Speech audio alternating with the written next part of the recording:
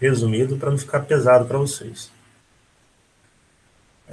Então vamos lá. A aula está sendo gravada agora. Nós temos, no exato momento, 8 horas e 8 minutos, dia 10 de agosto, né?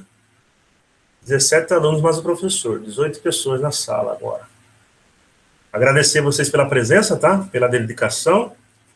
Espero que todos sejam recompensados no Enem e consigam aprovação no curso que desejam, tá? Isso aí, a gente está aqui para isso, a gente torce para isso e fica feliz com isso também. Biomas e formações vegetais. Então, quando a gente trabalha o termo bioma e formações vegetais, é porque é uma relação, né? O bioma é uma área que você tem características semelhantes entre fauna, flora, relevo, clima, vegetação, solo, né? E ali em cima dessa área tem informações vegetais típicas desse bioma. Então, o primeiro conceito que eu acho que é fundamental vocês já terem noção e não ficarem com dúvidas, né?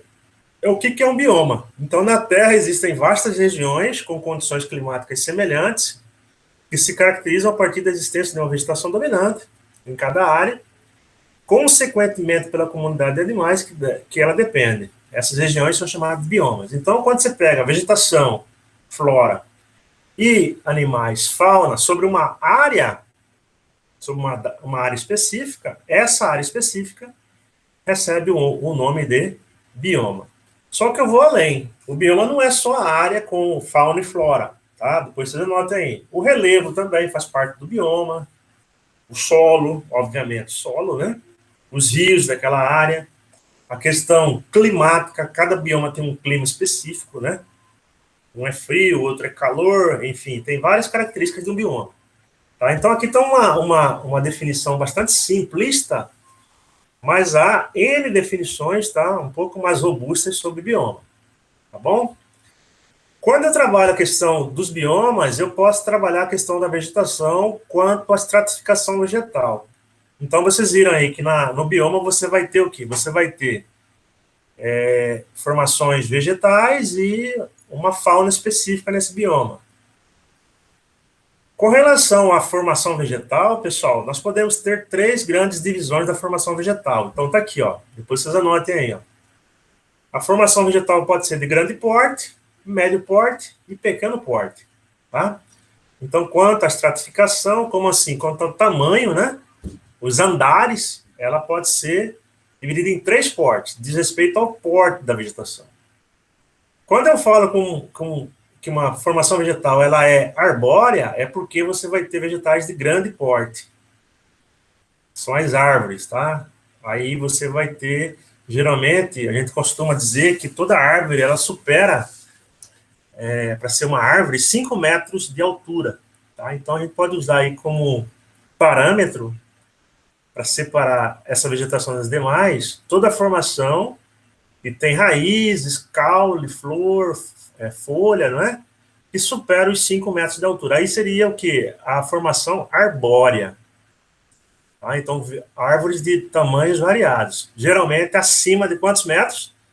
Acima de 5 metros. Por que você está colocando 5 metros, professor? Porque é bom para você entender a diferenciação dela para o arbusto. O arbusto, a vegetação chamada arbustiva, arbustivo, né? Já é de médio porte. O que é médio porte, professor? É a formação vegetal semelhante à arbórea. Tem caule, folha, fruto, raízes, tronco. Porém, ela chega no máximo aí em torno de 5 metros. De 1 metro a 5 metros, você vai ter o arbusto. Por isso que eu estou colocando essa medida de 5 metros como parâmetro. Então, de 1 metro a 5 metros é um arbusto. Aí, o que é a vegetação, o terceiro estrato? A vegetação é chamada de herbácea ou herbáceo ou de gramínea. É a vegetação de pequeno porte. É a vegetação de porte rasteiro, que são constituídas basicamente por gramíneas.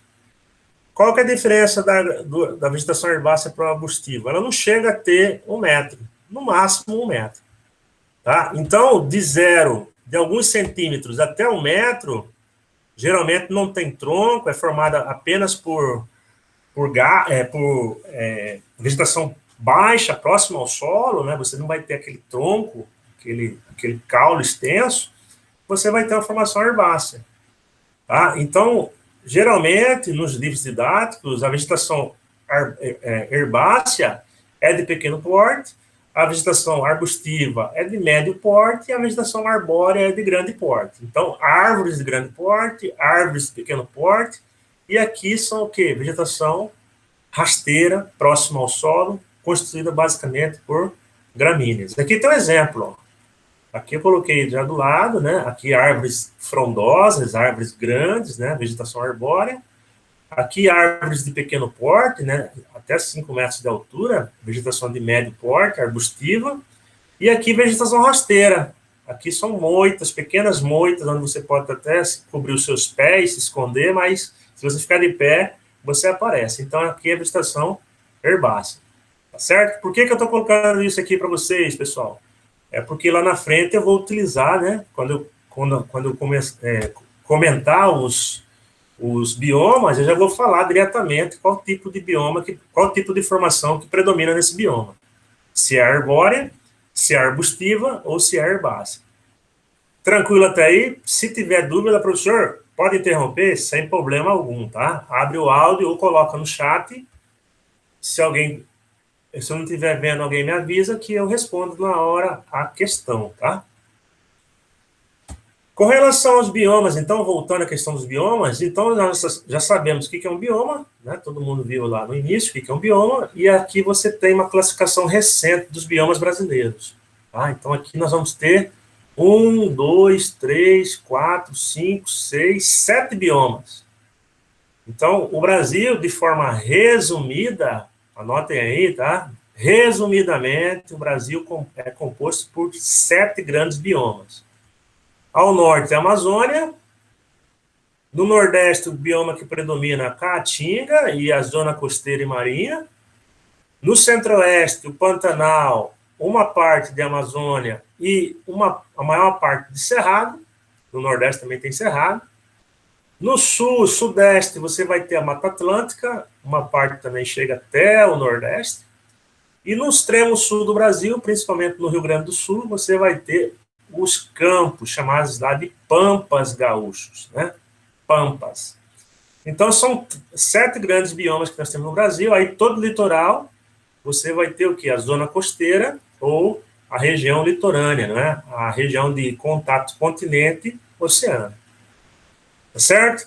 Então, aqui em Mato Grosso, nós temos um caso bastante interessante, que nós temos praticamente, né, o estado ele tem 3 grandes biomas. Então, você tem ao norte aqui de Mato Grosso a floresta amazônica, aqui na nossa região bem próxima, está agora com um problema seríssimo de queimadas, o Pantanal, e nós temos aqui em Cuiabá, o bioma típico da nossa cidade é o Cerrado. Então, o estado de Mato Grosso é um estado aí que se destaca no Brasil por ter 3 grandes biomas dentro do seu território. Ao norte, a região amazônica, o bioma Amazônia, né? Professor, onde que é a fronteira? A partir aqui da Serra da Caixa Furada, aqui, Nobres, Diamantino, começa o bioma Amazônia. Barra Mutum, aí começa Sinop, aí já é bioma Amazônia. Para baixo é o bioma Cerrado, e aqui a cerca de 100 quilômetros de Cuiabá, né? Alguns colocam 100, alguns colocam que aqui Santo Antônio já está dentro do Pantanal, né? Então já é bioma Pantanal. Correto? Então Mato Grosso ele se destaca no Brasil por ter 3 grandes biomas. Aí nós temos aí a extensão, aqui já tem outro quadro, aqui eu vou passar para um outro slide que fala sobre a extensão dos biomas. Então o que eu tenho aqui, ó? O bioma é uma unidade biológica, o espaço geográfico, caracterizado de acordo com o macroclima, a fitosfisionomia, o solo, a altitude específica, né? Enquanto alguns biomas são homogêneos vai ter predomínio de apenas uma espécie, outros podem ser heterogêneos, várias espécies, englobando uma grande variedade de habitats. Então, aqui tem essa definição novamente de bioma. Aqui tem a área dos biomas no Brasil e a extensão deles, o bioma e a extensão. Então, a Amazônia é o maior bioma do Brasil, seguido pelo Cerrado e seguido pela Mata Atlântica. Só que tanto o Cerrado como a Mata Atlântica, a gente vai ver lá no final, são 2 dos biomas mais ameaçados do Brasil. tá? Então, a metade do território brasileiro é um bioma só, a Amazônia, né? Vocês se lembram, o Brasil tem 8 milhões e 500 mil quilômetros quadrados, quase metade do Brasil está dentro do bioma Amazônia. Aí nós temos um grande bioma no Nordeste, no interior do Nordeste, que é a Caatinga.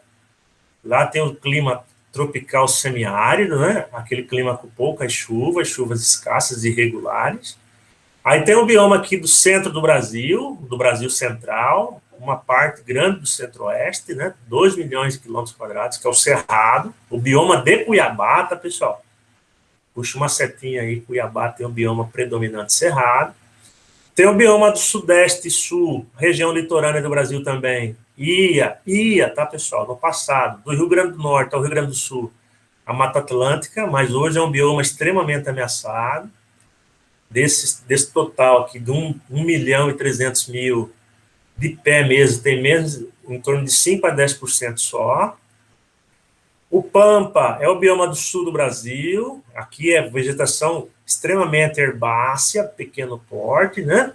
E o Pantanal é o bioma que ele coloca aqui como heterogêneo. O Pantanal vai ter formações vegetais de pequeno porte, de médio porte, de grande porte. Então vai ter espécies de vários outros biomas dentro do Pantanal, por isso que ele é chamado de complexo do Pantanal, tá? E aqui é nível de mundo, ó. Aqui eu coloquei aqui para vocês terem uma ideia, os desenhos, eles abrem as nossas cabeças, que a gente concilia com o que a gente já viu. Nós temos na Rússia a taiga, um bioma de clima temperado continental.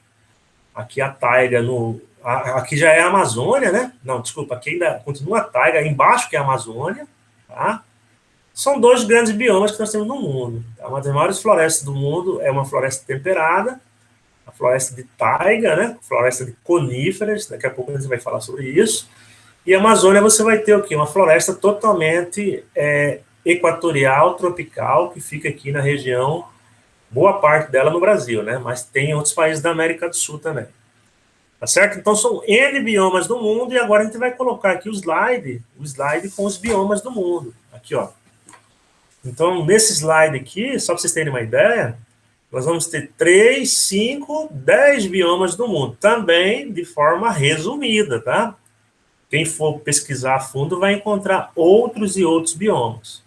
Então, vou falar um pouquinho de cada um, tá, pessoal? Aí, aqueles que tiverem curiosidade, podem pesquisar. A tundra é um bioma encontrado lá no Círculo Polar Ártico, tá? Na zona polar ártica, né? Lá na zona polar ártica, aquela zona que o ano todo faz frio, não é? É uma vegetação de pequeno porte, uma vegetação herbácea, que só ocorre no degelo, só no verão que ela aparece. Então, nós não temos aqui no Mato Grosso, não temos no Brasil, porque ela é típica de clima frio, de clima polar. Aí, o verdinho claro aqui é a taiga. Alguns chamam de taigá também, não está errado, tá? Esse verde mais claro. Vocês podem ver que elas ficam também próximo ao Círculo Polar Ártico, tá aqui, ó. Então, aqui que você vai ter a taiga, cobre boa parte do Canadá, cobre boa parte aqui dos países nórdicos da Europa, boa parte da Rússia, ó, toda a Rússia praticamente vai ter ao norte dela a taiga, e mais ao extremo norte a tundra. É uma vegetação de clima temperado, tá? O temperado tem o continental e o oceânico, e aqui você vai ter uma vegetação extremamente homogênea. Você vai ter floresta de conífera, tá? Então, aqui você vai ter aqueles pinheiros semelhantes àquela árvore de Natal mesmo, né? O pinheiro. Aí nós temos abaixo dela, o verde um pouco mais escuro, a floresta temperada, tá? Nos Estados Unidos, boa parte da Europa, uma parte da China, uma parte do Japão, tá? Então, a floresta chamada temperada. As espécies lá predominantes são os abetos e os carvalhos, tá? E a faia. A faia também é uma vegetação típica, é formada por vegetação arbórea. Falou em floresta, pessoal, vegetação arbórea, grande porte. A vegetação mediterrânea, ela tem essa cor aí, laranja, cor-de-rosa, melhor dizendo. Ela fica basicamente aqui no entorno do mar Mediterrâneo, numa parte da Oceania, numa parte aqui do Uruguai. Tá? E uma partinha aqui, mas não chega a ser, né, dos Estados Unidos, mas não chega a ser dos Estados Unidos, não. É mais na Europa com a África, a região banhada pelo Oceano Atlântico aqui no caso, melhor dizendo, onde tem o mar Mediterrâneo. Então, essa vegetação mediterrânea é formada principalmente por garrigues e maques, que é uma vegetação típica desse local, e a espécie típica é um arbusto que dá para nós a azeitona, que é a árvore chamada oliveira, tá? As oliveiras. Nós temos as pradarias, não é padaria não, eu sei que o horário é interessante para comer um pãozinho, né, agora cedo, mas é pradarias, é PR. Aqui você vai ter as pradarias nos Estados Unidos, boa parte da Europa, tá? Uma parte aqui da Europa você vai ter essas pradarias, e também lá no sul da África, aqui no Brasil, na América do Sul, melhor dizendo, e na Oceania também, principalmente na Austrália. Steppes. Aqui, as steppes é uma vegetação de clima um pouco mais seco, é uma vegetação de transição da área úmida para os desertos. Então, aqui no Brasil, a steppe nossa é conhecida como caatinga. Tá? Então, você vai ter no Brasil, você vai ter em vários países da África, né, que é o Sahel, aqui é o chifre da África, enfim, alguns países da Ásia, Índia, não é? Alguns países da Ásia, aqui Mongólia, ou seja, tem várias regiões que você vai ter as steppes.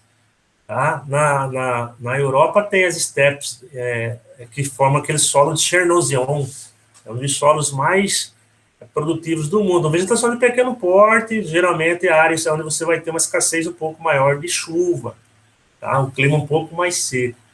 Aí chega no deserto, a vegetação do deserto, geralmente você não tem vegetação, você vai encontrar o quê? Somente onde aflora o lençol freático, que você vai ter vegetação, né, que são os oásis, tá? E você vai ter pouca vegetação nos desertos. Aqui tem o Saara, o maior deserto do mundo, né? Aqui são os desertos do Oriente Médio, aqui são os desertos lá do Cazaquistão, aqui são os desertos da Austrália, né?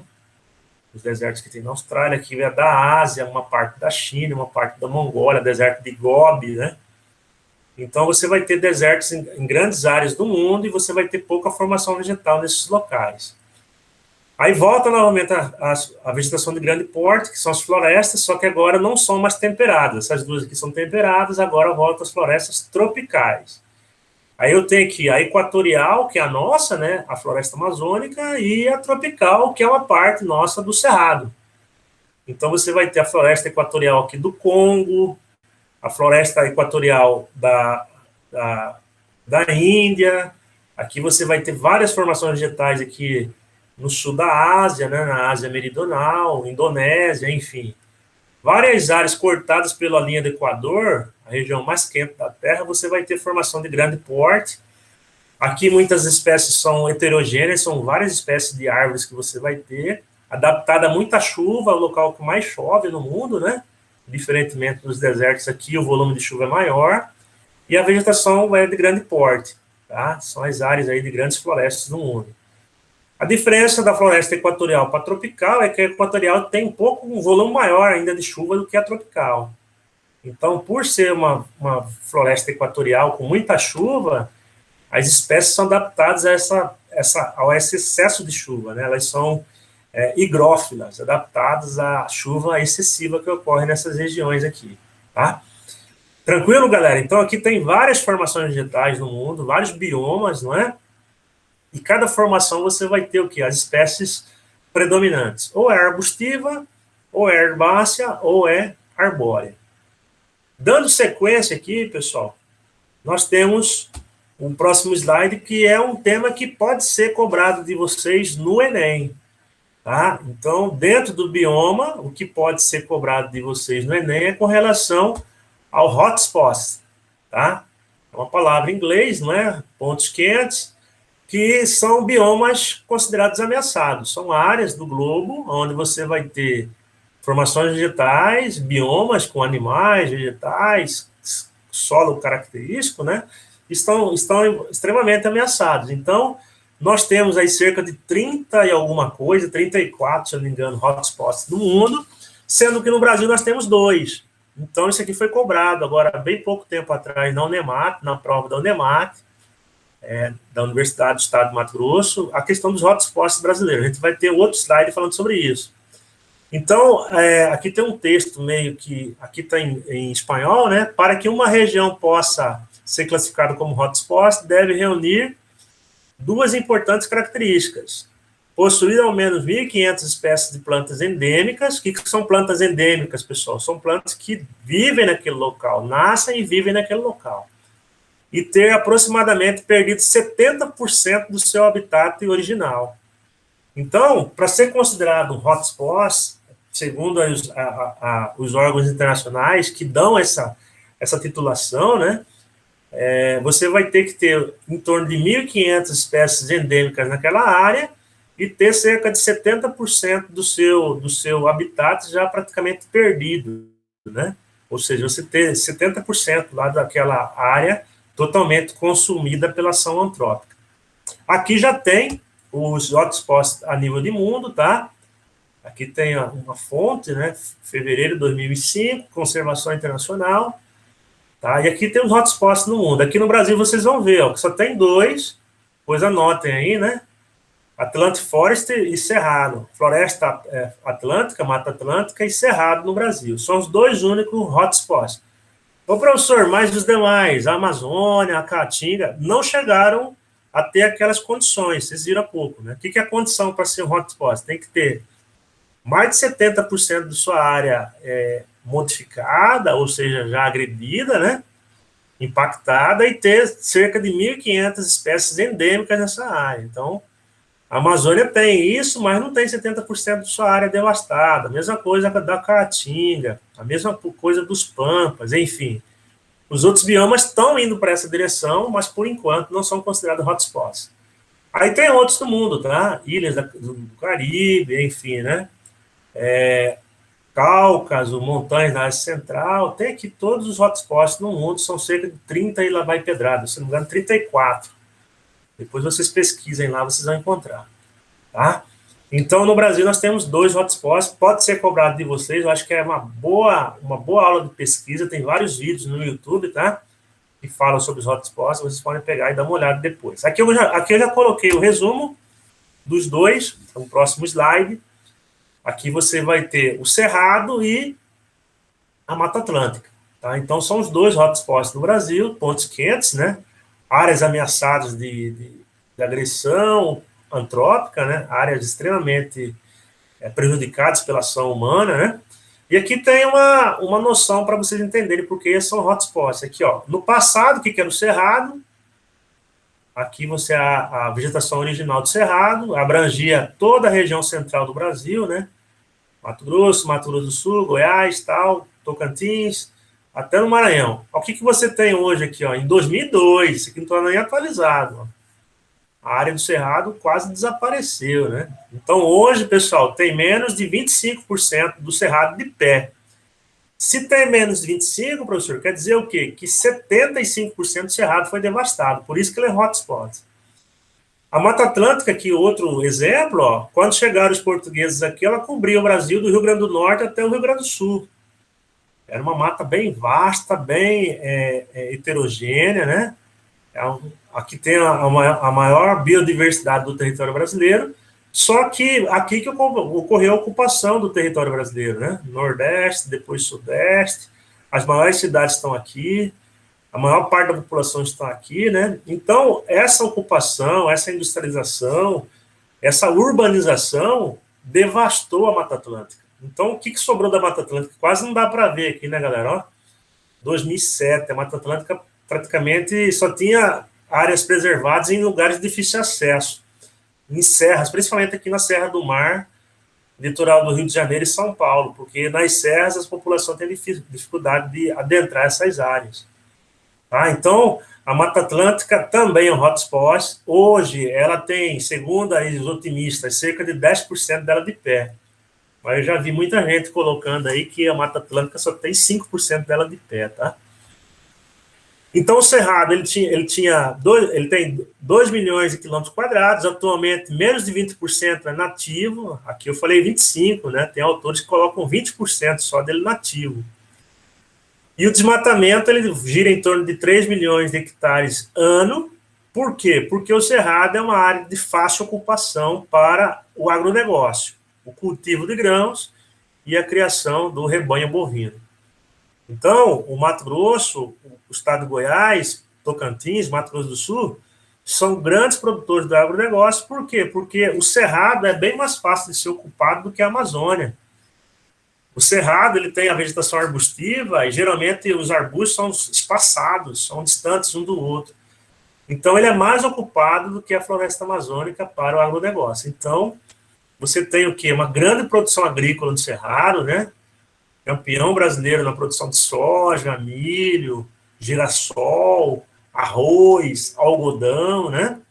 E o maior rebanho bovino do Brasil está na região do Cerrado, né? Mato Grosso do Sul, Goiás, é que você vai ter a pecuária extensiva, né? O gado criado solto, comendo pasto aqui, ó. Automaticamente tem que ter grandes áreas para ter essa produção aqui nessa região. Ah, então, o agronegócio é um dos grandes responsáveis aí pela devastação do Cerrado. Economicamente nos trouxe renda, né? O Brasil passa a exportar commodities do agronegócio, porém, nós temos essa questão do impacto ambiental. Para a região da Mata Atlântica, 1.500, 1.300.000 km², 15% do território nacional naquela época. Atualmente, aqui, ó, outro cara aqui que também não tem dó, não. Atualmente, somente 4% dela é floresta original e 4% é secundária. Secundária que foi já modificada pela ação humana, só que agora está em processo de reflorestamento, de tentar recuperar a área. Então, se você pegar 4 e 4, vai dar 8. Tá? 70% das espécies de animais ameaçados do Brasil estão na Mata Atlântica. Entre eles, aqui, nós temos aqui o mico-leão dourado. Então, as duas são hotspots, são duas áreas extremamente frágeis e que sofreram grandes agressões no Brasil, por isso que elas são consideradas aí biomas extremamente ameaçados.